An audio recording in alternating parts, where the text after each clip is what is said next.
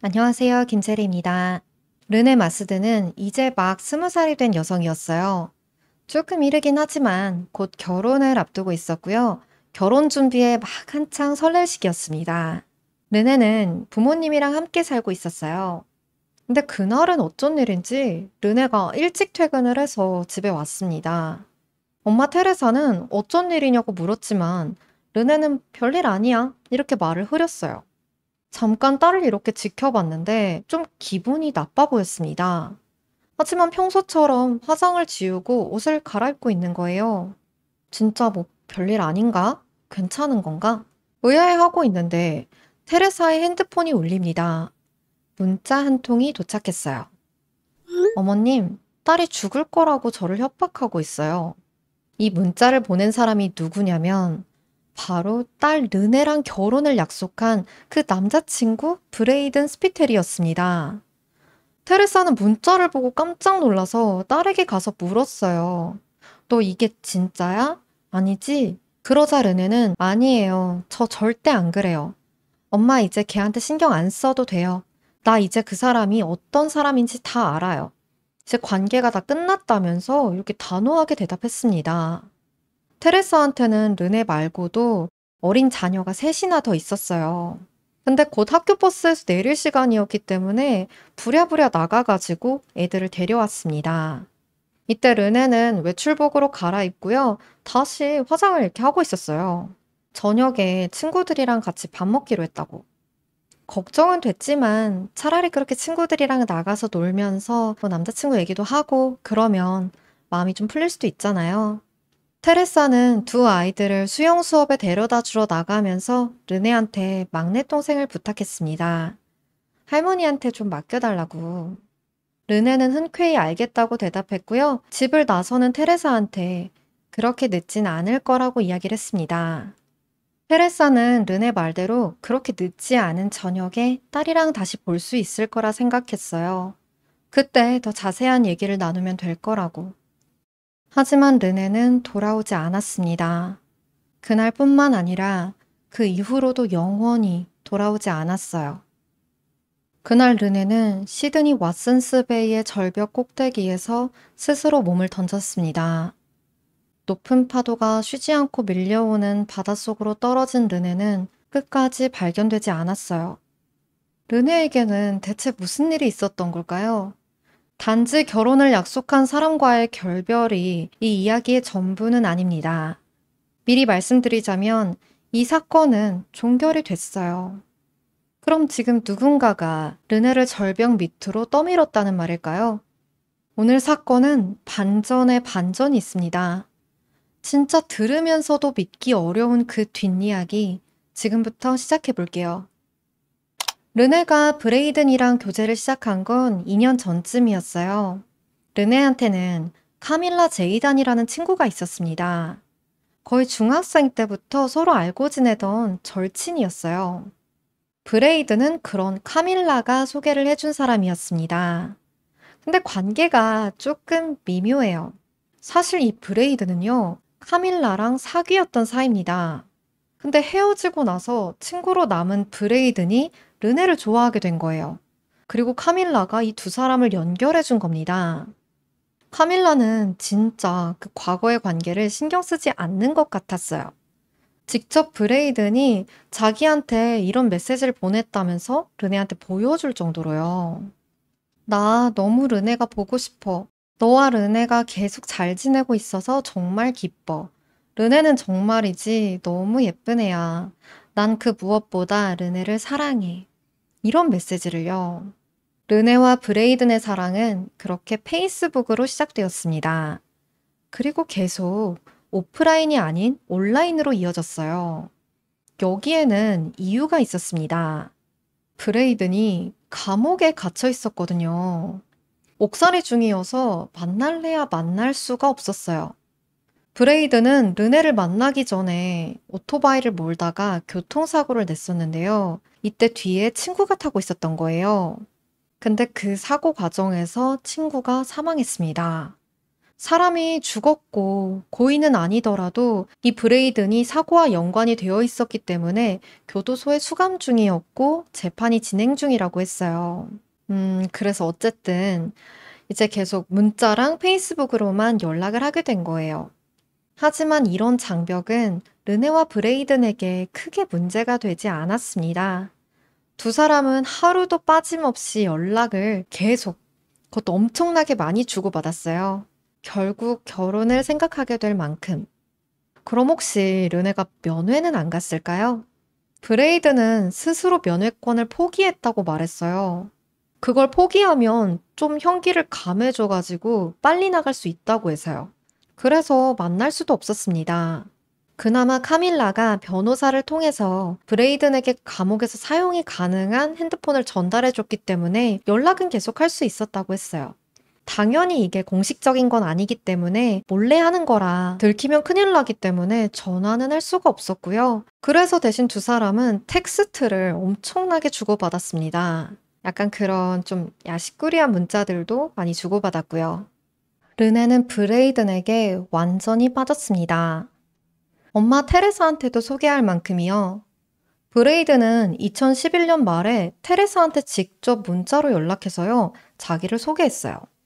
그리고 출소하면 르네랑 잘해보겠다면서 인사를 남겼습니다. 당연히 부모님은 걱정을 했죠. 하지만 르네가 워낙 좋아하니까 아휴 그래 한번 만나봐 하고선 내버려 뒀습니다. 이렇게 쉽지 않은 두 사람의 사랑을 이해해주고 매번 기꺼이 도움을 주는 건 친구 카밀라였어요. 한 번은 르네가 가족들이랑 크루즈 여행을 갔단 말이에요. 가족 여행을 가면은 아무래도 계속 이렇게 남자친구랑 연락하긴 힘들잖아요. 그래서 조금 연락을 뜸하게 했어요. 그러자 브레이든이 연락을 재촉했고요. 여기에 더해서 카밀라도 르네한테 연락을 남깁니다. 르네, 여행은 어때? 너무 보고 싶어. 아, 브레이든 때문에 머리 아파. 너랑 연락이 안 된다면서 나한테 엄청 징징대. 아, 짜증나, 진짜.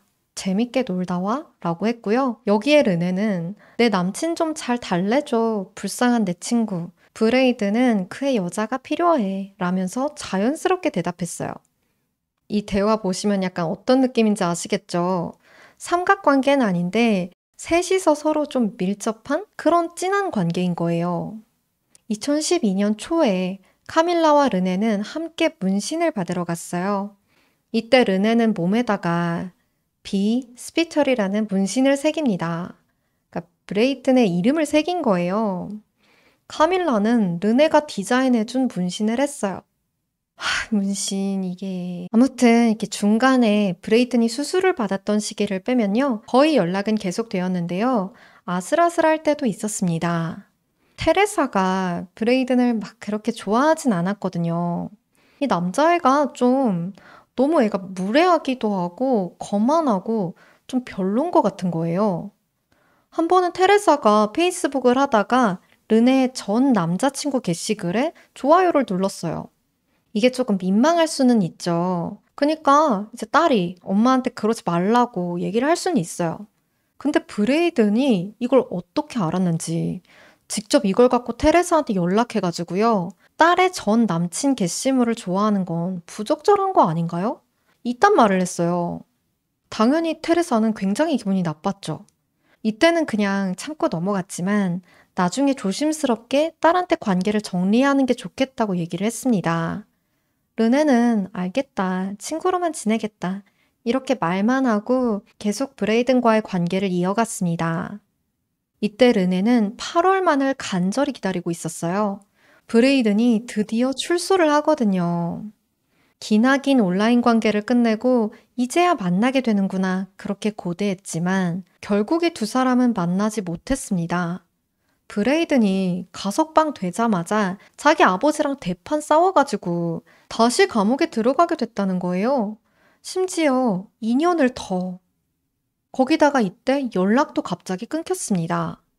브레이든이랑 르네의 관계는 100% 연락으로만 이루어져 있는데 그게 끊긴다는 건 모든 게 사라졌다는 걸 의미하잖아요. 르네는 완전히 절망했어요. 그 실망감과 우울이 르네를 잠식했고 2012년 9월 르네는 집에서 결국 약물을 잔뜩 삼켰습니다. 정말 다행히 생명에는 지장이 없었지만 먹었던 모든 걸 다 토해냈고요. 속이 다 뒤집어져서 사흘간 아무것도 먹지도 못했습니다. 르네는 간신히 엄마한테 연락을 해서 이 모든 사실을 고백했어요. 테레사가 르네를 응급실로 데려가서 치료를 받게 했습니다. 르네는 이때 정말 많이 힘들었지만 결과적으로 이렇게 살아있을 수 있게 돼서 정말 다행이라고 했어요. 그렇게 어렵고 힘들고 복잡한 사랑이 지나간 듯 했습니다. 르네는 학교를 졸업하고 나서 거의 바로 풀타임으로 일을 시작했거든요. 거기서 알게 된 직장 동료 이안이랑 새롭게 사랑을 시작했어요. 이안은 사실 르네보다 나이가 좀 많이 많았어요. 르네는 이제 막 20살이 됐는데 이안은 32살이었습니다. 나이 차이는 좀 났지만 부모님은 오히려 이안을 더 좋아했어요. 어쨌든 브레이든보다야 상황이 훨씬 더 안정적이고 르네한테도 잘해줬거든요. 르네와 이안은 그렇게 데이트를 시작했죠. 근데 한 번은 둘이서 이제 호텔에서 열리는 시상식 같은 행사에 참여를 했단 말이에요. 르네는 새로운 드레스를 입고 기분 좋게 사진을 찍었어요. 그리고 이걸 페이스북에 업로드합니다. 그리고 이걸 페이스북에 올렸습니다. 이 사진을 브레이든이 본 거예요. 정확히는 이 사진 속에 있는 이안의 신발을 본 겁니다. 브레이드는 노발대발하면서 르네가 바람 폈다고 굉장히 폭력적인 메시지들을 막 보냈어요. 이 두 사람의 관계가 끝나질 않았던 겁니다. 적어도 브레이든한테는요. 브레이드는 감옥에 있으면서 어떻게 알았는지 이안한테 직접 협박 메시지들을 보냈어요. 르네한테서 당장 떨어지라고. 회사에 크리스마스 행사가 있었던 날에 르네와 이안은 행사가 끝나고 나서 카지노에 놀러 가기로 했습니다.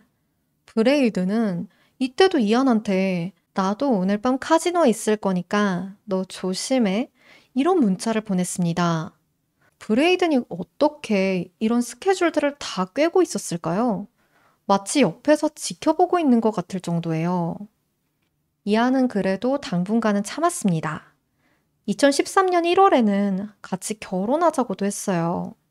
하지만 그 전에 정리를 해야 될 사람이 있죠. 브레이든이 맘에 조금 걸리긴 했어도요. 만약에 르네가 하나도 흔들리지 않았더라면 이안도 계속 르네를 만날 수도 있었을 거예요.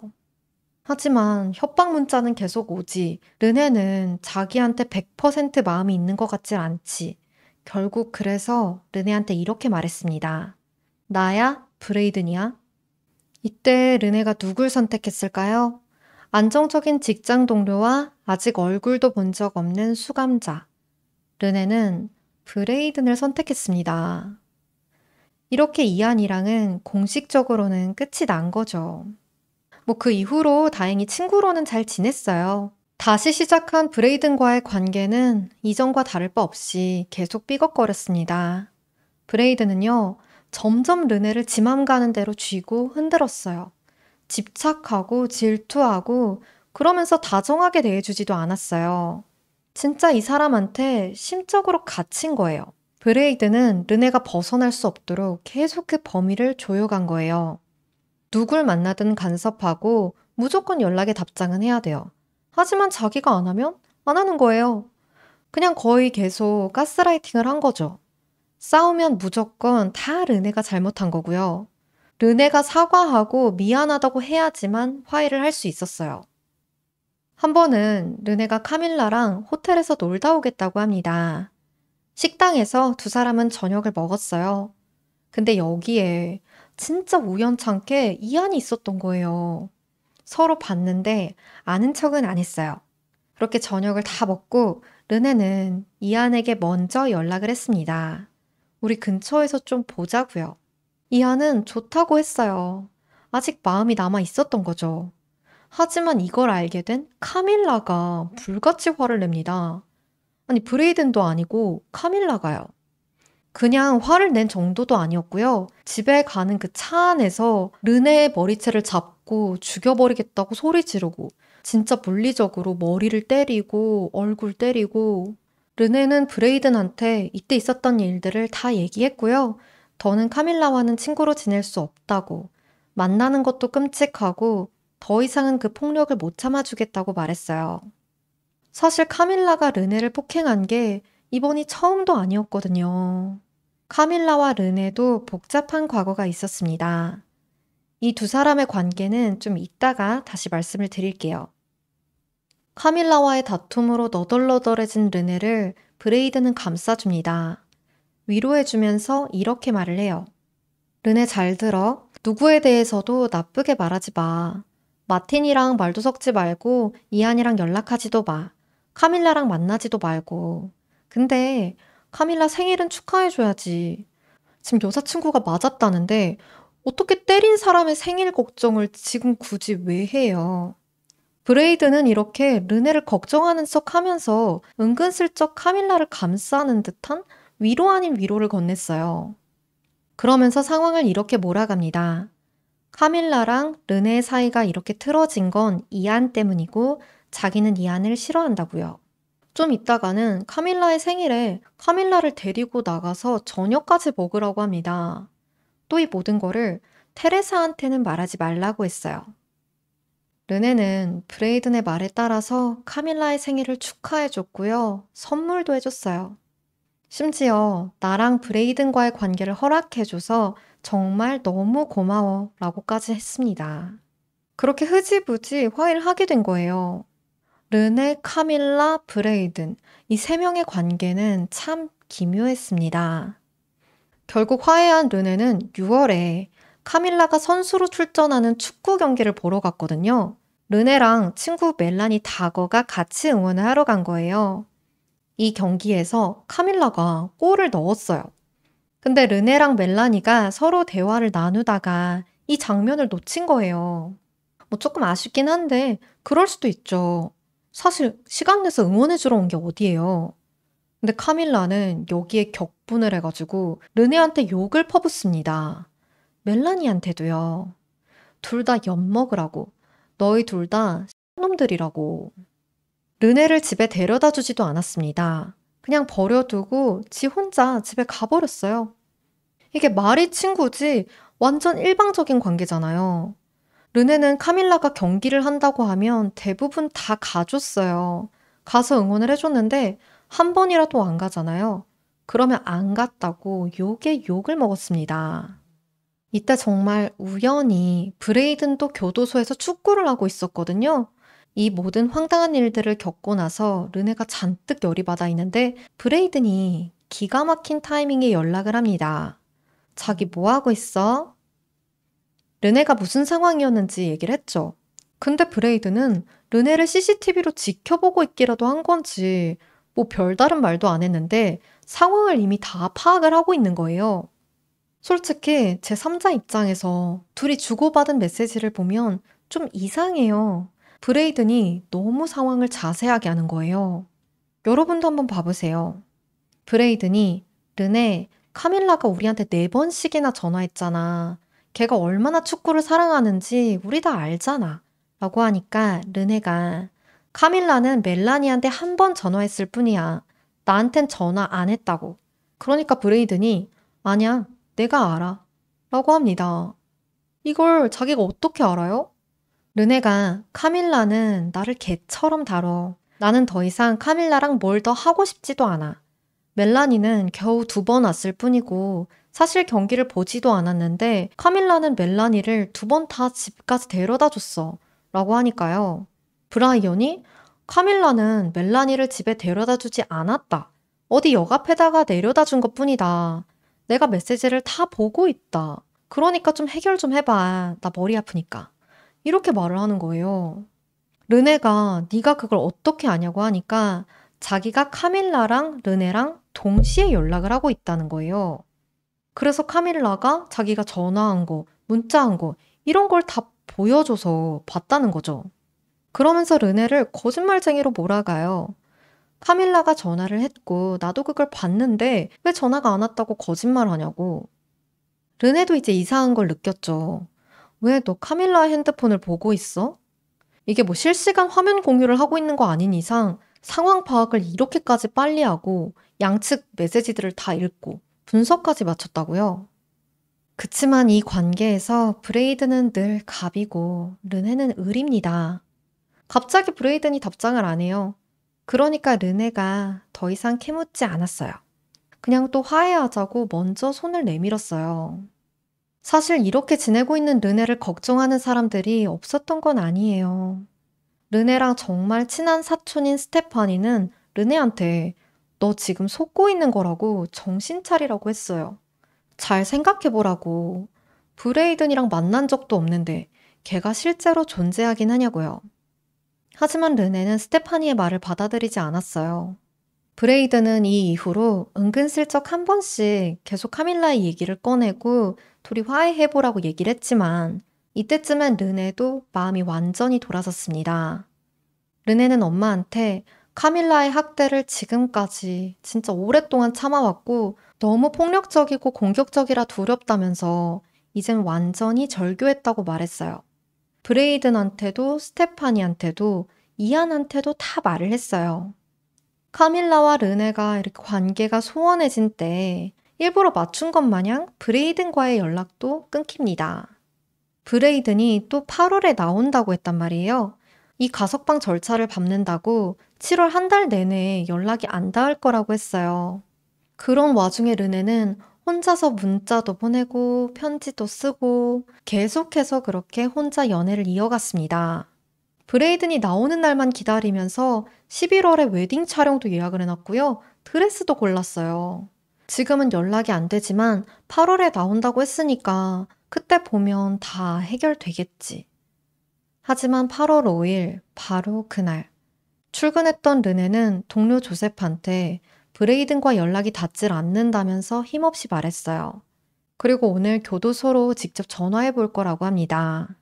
점심시간이 됐을 때였어요. 드디어 한 달 만에 브레이든한테 연락이 닿은 거예요. 근데 뭔가 좀 달랐어요. 브레이든은 냉정했습니다. 조셉이랑 같이 카페로 가던 르네는 브레이든의 메시지를 봤더니 막 울기 시작했어요. 브레이든은 이렇게 보냈습니다. 나 잠시 시간이 필요할 것 같아. 그리고 너도. 이 문자를 받은 르네는 완전히 무너졌습니다. 점심시간 내내 울었고요. 도저히 일할 상태가 아니었기 때문에 그렇게 일찍 퇴근해서 집에 가게 된 거예요. 그렇게 집에서 엄마랑 마지막으로 이야기를 나눈 다음 막내 동생을 할머니한테 데려다 주고 왓슨스 베이로 향한 겁니다. 이날 르네와 브레이드는 총 91건의 문자를 주고받았어요. 이따 말씀드리겠지만 이 내용은 우리가 알 수가 없어요.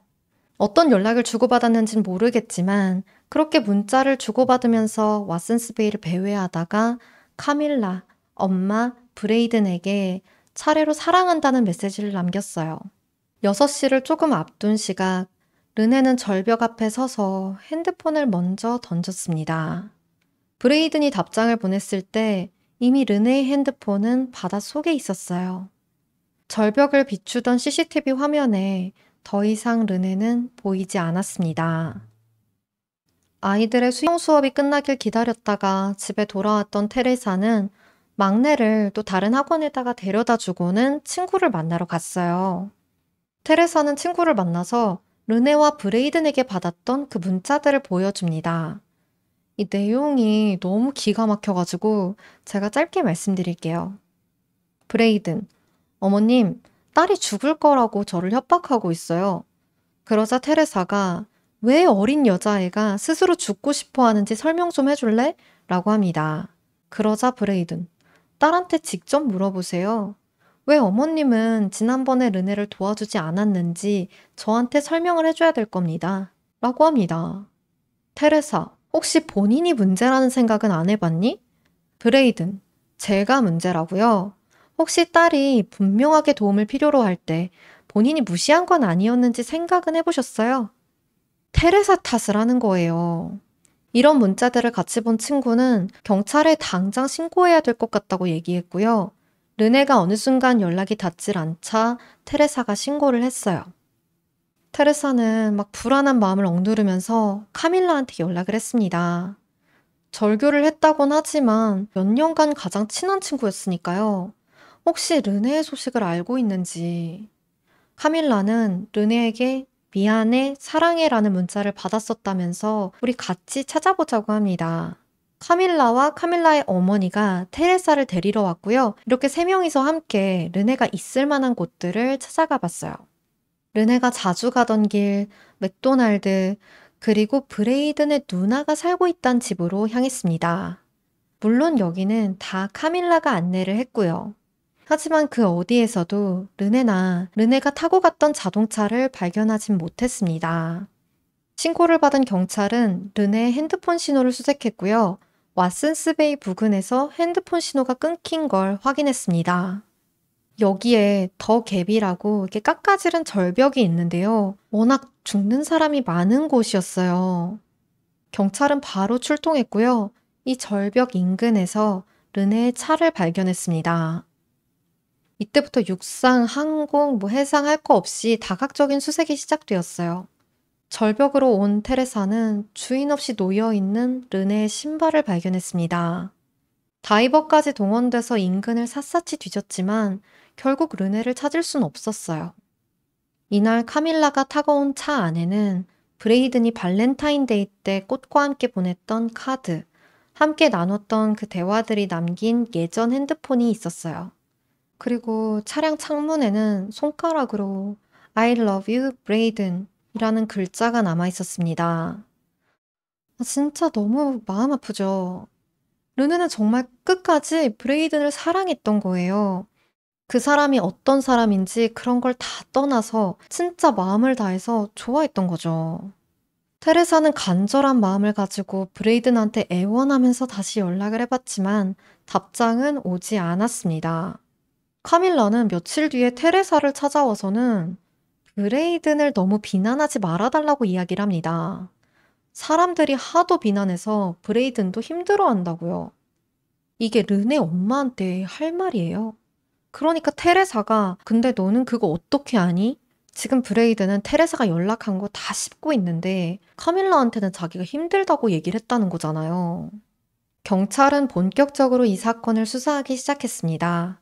그러다가 뭔가 정말 이상한 걸 발견하게 됐어요. 어쨌든 브레이든이 이 사건의 핵심 인물이잖아요. 근데 아무리 뒤져봐도 그런 사람이 없는 거예요. 교도소에 있다면서요? 그럼 조회가 안 될 리가 없잖아요. 근데 없어. 은혜는 주변 사람들한테 브레이든의 집이 매우 부유하고 명문학교 출신이고 능력 있는 건설업자라고 소개를 해왔어요. 심지어 이안한테는 브레이든의 가족을 직접 만난 적이 있다고 말했었대요. 카밀라도 브레이든의 누나가 사는 집이라면서 테레사를 그날 직접 데려갔었잖아요. 알고 보니까 그 집은요, 그냥 아무 관계가 없는 집이었습니다. 사실 그날 그 집에 들어가 본 게 아니었거든요. 카밀라는 여기 르네 차도 안 보이고 브레이든의 누나가 지금도 사는지 아닌지도 모르겠다면서 여긴 없는 것 같다고 교묘하게 테레사를 속이고 넘어간 거예요. 르네가 브레이든의 가족을 만났었다는 말도 당연히 사실이 아니고요. 이안한테 그렇게 말했던 거는 이건 제 추측인데요. 이안을 포함한 주변 사람들이 자꾸 브레이든의 존재에 대해서 의심을 하니까 거짓말을 해서라도 진짜라고 말하고 싶어서 그랬던 것 같아요. 가족들, 친척들, 친구들을 다 찾아가서 진술을 들어본 경찰은 브레이든이란 인물이 애초에 존재하지 않았을 거라고 판단합니다. 그러면 지금까지 테레사, 르네, 카밀라, 스테파니, 이안 그 밖에 그 주변 사람들이랑 연락을 해왔던 건 누구였을까요? 전화 기록을 조사하던 경찰은 브레이든의 모든 핸드폰 기록들이 카밀라와 일치한다는 것을 발견합니다. 카밀라가 가는 곳이 바로 브레이든이 가는 곳이었어요. 경찰은 이제 한참 지나서 나중에 카밀라의 핸드폰 기록에서 데런 스피텔이라는 사람을 찾아냈는데요. 브레이든이랑 성이 똑같죠. 이 데런 스피텔이는 브레이든 스피텔이랑은 그 어떠한 관계도 없는 사람이었습니다. 이 사람은 카밀라의 직장 동료의 남자친구였어요. 한마디로 남이죠, 남. 근데 그 성이 마음에 들었나 봐요. 르네가 브레이든의 사진도 여러 장 가지고 있었거든요. 이 사람은 캐머런 랭이라는 사람으로 밝혀집니다. 이분이에요. 실제로 존재하는 사람입니다. 이 캐머런은요, 르네도 카밀라도 전혀 몰랐고 완전한 타인이었어요. 그냥 어느 날 친구가 이 사건에 대한 기사를 보내줘가지고 봤더니 거기에 브레이든 사진이라고 올라와 있던 게 자기인 거예요. 자기 사진이 도용된 걸 그렇게 알았어요. 이걸 알게 되고 나서 너무 충격을 받아가지고 캐머런은 사람 만나는 것도 좀 꺼리게 되었어요. 사실 이 사진이 언제 찍혔는지도 기억을 못했어요. 그냥 언젠가 뭐 클럽에서 찍었던 것 같다. 그렇게 추측만 했습니다. 이거 사진 각도 보시면 아시겠지만 카밀라가 이렇게 같이 찍은 거죠. 그러고 그걸 자기 남자친구인 것처럼 처음에 얘기를 했던 거예요. 근데요, 여기서 더 충격적인 게요. 이 얼굴을 도용해서 사용하고 있던 브레이든의 페이스북 계정이 2012년 초에 자기 나체 사진이라면서 르네 친구들한테 사진을 보낸 적이 있었대요. 그래서 난리가 났죠. 르네는 열받아가지고 화내고 싸우고 뭐 그랬었는데 그러면 그 나체 사진은 누구 사진이었을까요? 누군가는 자기 몸이 이렇게 도용을 당했다는 거잖아요. 얼굴은 캐머런 레이고 몸은 또 다른 사람들인 거예요. 카밀라는 여러 차례 경찰과 면담을 진행했어요. 경찰이 우리는 네가 브레이든이라고 생각한다. 이렇게 얘기하니까요. 모두가 자기를 의심하긴 하지만 자기는 절대 브레이든이 아니라고 말합니다. 르네가 부탁해서 자기가 브레이든 역할로 문자를 보낸 적은 있다. 그건 인정하지만 자기가 브레이든인 건 아니라고요. 근데 이걸 언제까지 부정할 수 있을까요? 경찰은 카밀라의 핸드폰에 대한 수색영장을 발부받아서 기록을 확보하기 시작했어요. 하지만 그땐 이미 카밀라가 문자를 다 삭제해둔 상태였어요. 결국 데이터 복원에 실패했습니다. 2013년 그때는 지금만큼 기술이 따라주질 않아서 결국 복구를 못했대요. 그래서 르네랑 브레이든이 마지막 날에 무슨 이야기를 나눴는지 그 91건의 문자 기록을 우리는 확인할 수가 없습니다. 르네가 그날 쓰고 있었던 핸드폰은 바다에 빠져서 사라져버렸고 그 직전까지 쓰고 있었던 핸드폰만 남아 있었거든요. 정말 다행히 바꾼 지 그렇게 오래되진 않았었어요. 근데 무슨 이유인지 경찰은 그 핸드폰을 가져가서는 몇 달 안 돼서 데이터를 못 찾았어요. 하고 그냥 가족들한테 돌려줬어요. 그렇게 르네의 사망에 대한 조사는 기한 없이 이어졌는데요. 르네의 막내 동생, 요 13살짜리 애가 부모님한테 가서 말합니다. 이거 구글에서 무슨 앱 받으면 문자 다 볼 수 있어요. 르네의 부모님은 진짜 지푸라기라도 잡는 심정으로 100달러를 내고 그 앱을 받아봤습니다. 어떻게 됐을까요? 경찰이 몇 달 동안 못한다고 하고 결국 그냥 돌려줬었던 그 핸드폰에 저장된 11,000개가량의 문자 메시지 데이터를 다운로드 할 수 있었습니다. 그 안에는 카밀라와 브레이든 그리고 르네 사이에서 벌어진 그 모든 일들이 적나라하게 드러나 있었죠. 경찰은 무슨 조사를 어떻게 했길래 2020년 2월 르네가 사망한 지 무려 7년이 흘러서야 국립사망심리재판소에서 공식 사망조사가 개최됐어요. 그제서야 친구들이랑 가족들은 공식적으로 그 가슴에 담아놨던 이야기들을 털어놓을 수 있었습니다. 문자 메시지들이나 정황 같은 게 다 확인이 됐기 때문에 카밀라가 브레이든이란 사실은 더 이상 부정할 수 없는 사실이 되었어요. 그리고 이 자리에서 카밀라도 나와서 증언을 했습니다. 대체 왜 카밀라는 자기의 가장 친한 친구를 몇 년이나 속여가면서 나쁜 남자친구 행세를 해왔던 걸까요? 진짜 그 이유가 뭘까요? 카밀라는 이렇게 말했습니다.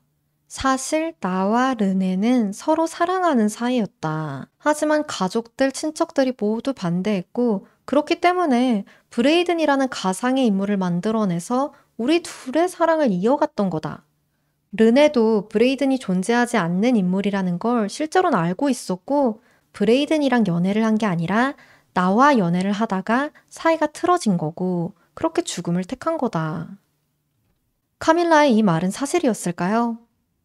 브레이든이 나타나기 전에 카밀라와 르네, 이 둘의 관계가 어땠는지 먼저 말씀을 드려볼게요. 두 사람은 중학교에서 처음 만나게 됐어요. 엄밀히 말하면 여기가 중학교는 아닌데 그 학교가 이제 중고등 과정을 쭉 진행하는 학교라서 그냥 중학교라고 할게요. 르네와 카밀라는 서로 빠르게 가까워졌고요. 서로에게 제일 친한 친구가 되었습니다. 그런데 어느 순간 그게 단순한 우정을 넘어서게 되었어요. 카밀라 혼자서요. 학교 다닐 때 르네에게 첫 남자친구가 생겼어요. 앵거스라는 친구였는데 카밀라가 진짜 질색팔색을 하면서 싫어하는 겁니다. 카밀라는 르네한테 집착하면서 어느 날은 폭력을 휘두르고 폭언을 했어요. 항상 밝았던 르네였는데 어느 순간부터 점점 내성적인 성격이 되어갔어요. 결국 앵거스랑은 헤어지게 됐습니다. 둘 사이에 문제가 있었다기보다는 카밀라 때문에요. 2008년에 르네가 카밀라의 남동생한테 좀 관심을 가지면서 이 집착은 진짜 폭발하기 시작했어요. 카밀라는 르네한테 키스하려고 하고 유혹하고 어느 때는 막 폭군처럼 굴었다가 어느 때는 달콤하게 굴었다가 르네의 관심을 독차지하기 위해서 진짜 온갖 짓을 다 합니다. 그러다가 어느 날 테레사가 르네의 방에서 카밀라가 쓴 연애 편지를 보게 됐어요. 그러니까 카밀라가 르네한테 썼던 편지인 거죠. 결국 양측 엄마들이랑 르네, 카밀라 이렇게 4사 대면을 하게 됐고요. 부모님들이 중재에 나섰습니다. 그러니까 연락을 못하게 하니까 카밀라가 핸드폰을 사가지고 르네한테 몰래 건넸고요. 계속 그렇게 연락을 이어갔어요. 부모님이 이제 참견을 할 수 있는 데에도 한계가 있는 거죠.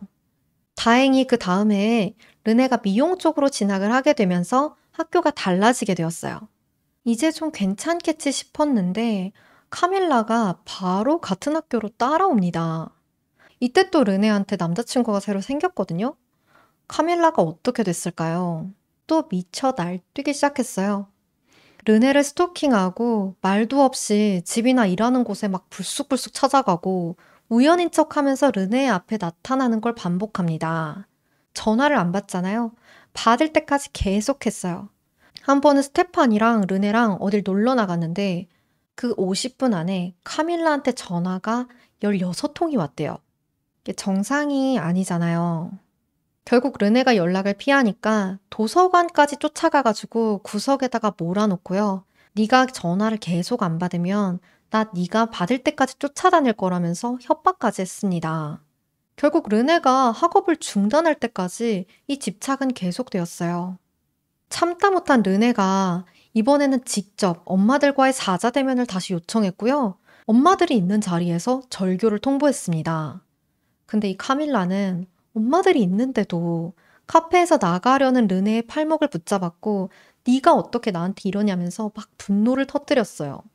많이 심각한 상황이었지만 르네가 이런 스토킹 피해를 경찰에 상담하거나 신고한 적은 없었습니다. 이후로 르네는 카밀라의 전화를 대부분은 무시했어요. 하지만 카밀라는 끊임없이 연락을 시도했어요. 르네가 착한 거죠. 싹 다 무시하지도 않고 결국 페이스북 메시지를 받아줍니다. 이때 카밀라랑 약간 섹슈얼적인 느낌의 연락을 주고받았는데요. 보통은 거의 카밀라가 또 빡칠까 봐 르네가 그냥 받아주는 느낌이었대요. 여전히 남자친구를 계속 만나고 있었고요. 카밀라는 내가 너랑 4년이나 친구를 했는데 왜 내가 남자친구한테 밀려서 항상 이순이냐? 너는 친구보다 애인이냐? 아주 들들 볶았습니다. 르네는 카밀라한테 분명하게 말했어요. 그게 지금 남자친구든 아니면 다른 사람이든 나에게는 항상 다른 사람이 있을 거라고. 그러니까 돌려서 거절한 거죠. 르네에게 카밀라는 연애 대상이었던 적이 없습니다. 그리고 이렇게 친밀하다기에는 좀 거리감이 있는 관계가 애매하게 유지가 됐고요. 르네가 남자친구랑 헤어졌을 무렵 카밀라가 르네한테 브레이든을 소개한 거예요. 르네의 그 남자친구 자리를 자기가 가질 수 없으니까 그렇게 훔친 겁니다. 좋은 친구인 척, 좋은 조언자인 척 하면서요. 브레이든을 내세워가지고 르네를 자기 손바닥 안에 넣고 즐겁게 굴렸어요. 그러니까 자기랑 밥 먹고 있는데 이안이랑 연락해서 만나러 가겠다고 했을 때 그 앞에서 부들부들 하면서 폭력을 휘두르고 화내고 난동을 부렸던 거죠. 자기랑 르네 사이가 틀어지면 브레이든을 이용해서 르네가 사과하고 다시 화해하도록 만들었어요. 근데 결국에 르네는 카밀라가 아니라 그 가상의 브레이든을 좋아하는 거잖아요. 그러니까 거기에다 대고도 서운함을 토로합니다. 너는 내가 그렇게 브레이든을 그렇게 모든 일에 언급을 해대면 어떨 것 같은데? 이러고요. 근데 르넨 여기다 대고 너는 이미 그러고 있잖아 라고 합니다. 르네는 카밀라가 끊임없이 브레이든의 얘기를 하고 브레이든이 끊임없이 카밀라 얘기를 하는 게 진짜 이해하기 힘들었을 거예요. 카밀라는 심지어 브레이든을 이용해서 은근슬쩍 자기와의 성관계를 권유하기까지 했어요. 그러니까 카밀라와 르네의 관계를요. 르네가 브레이든에게 감정을 풀기 위해서는 역시 관계가 제일 좋은 방법이지 라고 말하니까 브레이든이 남자랑은 안 된다고. 근데 너 심술난 것 같으니까 가서 카밀라랑 하라고 합니다. 르네는 농담으로 받아들여서 아, 싫어. 난 잘생긴 남자랑 할 거야. 이러고 말았는데 진짜 지금 말하면서도 소름 돋네요. 카밀라와 브레이든이 동일 인물이다 보니까 카밀라가 사라질 때면 브레이든도 사라졌습니다. 앞에 잠깐 브레이든이 수술을 받느라고 연락이 안 된 적이 있었다고 한번 언급을 했는데요. 그 연락이 안 되는 시기는 카밀라가 해외여행을 가 있었던 시기입니다. 카밀라는 여행지에 가서 태연하게 르네한테 연락해가지고요. 브레이든의 안부를 물었어요. 걔 수술은 잘 됐대? 마찬가지로 르네가 카밀라랑 심하게 다퉈서 멀어지면 브레이든도 멀어졌어요. 르네가 두 사람의 관계에서 상처를 받았을 때 르네를 위로해주는 사람이 아무도 없었던 거죠. 정말 외로웠을 거예요. 결국 2020년에 열린 공식적인 조사 자리에서도 끝내 카밀라는 진실을 말하지 않았습니다. 끝까지 그냥 르네와 자기는 브레이든을 끼워 넣고 사랑을 했을 뿐이라고 그렇게 주장했어요. 심지어 그 자리에 죄를 묻지 않겠다는 그 면책 조건을 달고 나갔으면서도 끝까지 거짓말을 한 거예요. 그 증거들에도 불구하고요. 그래서 과연 이 사건의 결론은 어떻게 되었을까요? 르네를 죽음으로 몰아간 건 고의는 아니었다고 하더라도 카빌라입니다. 가족들은 르네의 죽음이 캣피싱 때문이라고 주장했어요. 카밀라가 가짜 신원을 만들어서 르네를 기만하고 사기를 저질렀고 결국엔 그로 인해서 르네가 죽음에 이르게 된 거라고요. 하지만 사건이 일어났던 호주 뉴사우스 웨일스주에는 캣피싱 행위 자체에 대한 법적인 처벌 규정이 없었습니다. 그러니까 그냥 가짜 인물을 만들어내서 그거로 금전사기를 치든 스토킹을 하든 협박을 하든 모든 범죄를 저질렀으면 당연히 처벌을 할 수가 있지만 그냥 가짜 인물을 연기한 것만으로는 처벌할 규정이 없다는 거예요. 카밀라는 르네를 통제하고 자기의 손아귀에 둘 목적으로 브레이든이란 사람을 만들어냈죠. 이로 인해서 르네가 분명 심각한 정신적인 고통을 겪었지만 사실 애매한 거예요. 카밀라가 르네를 괴롭히려고 브레이든을 만든 건 또 그건 아니잖아요. 이 괴롭힘에 대한 고의성이 있다고 보기가 좀 어려운 거죠. 2020년 사망조사에 대한 결론은 이렇게 났습니다. 만약 르네가 브레이든과의 관계가 허구에 불과하다는 사실을 알게 되었고 그 결과로 자살을 했다면 우리 사회는 catfishing 행위를 금지해야 될 범죄로 볼 수 있을 것입니다.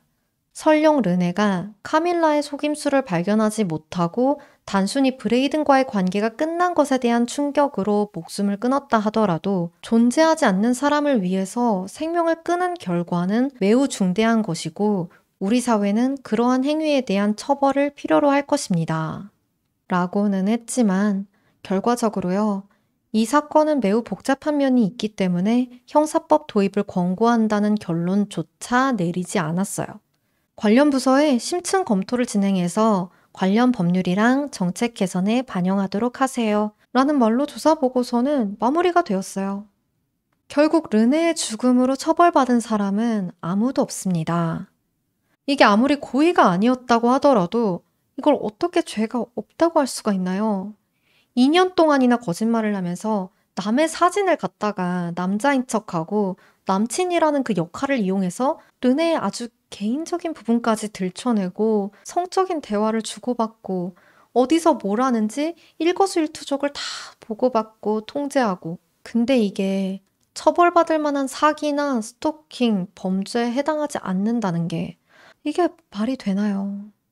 르네의 가족들은 관련법 개정에 목소리를 높였지만 catfishing에 대한 법적 처벌 규정이 지금까지도 크게 개선된 부분은 없다고 합니다. 카밀라가 르네를 진짜 좋아해서 이런 짓을 저지른 건지도 전 모르겠어요. 정말 르네라는 사람을 좋아해서가 아니라 르네가 나 아닌 누군가와 관계를 맺으면서 멀어지는 거, 그게 싫었던 거 아닐까요? 그건 사랑이 아니라 집착이죠. 카밀라는 결혼해서 아이도 낳고 평범하게 잘 지내고 있다고 합니다. 르네의 부모님은 간혹 마트에 장 보러 갔다가 카밀라를 보곤 한대요. 그 긴 조사 보고서를 읽으면서 전 마무리가 이렇게 될 줄 몰랐어요. 아무튼 오늘 사건은 여기까지고요. 제가 들려드리는 다른 이야기들도 더 궁금하시다면 좋아요, 구독, 그리고 댓글까지 부탁드릴게요. 매번 남겨주시는 댓글들 정말 감사히 잘 읽고 있습니다. 저 하나하나 다 보고 있어요. 그러면 다음에 봐요.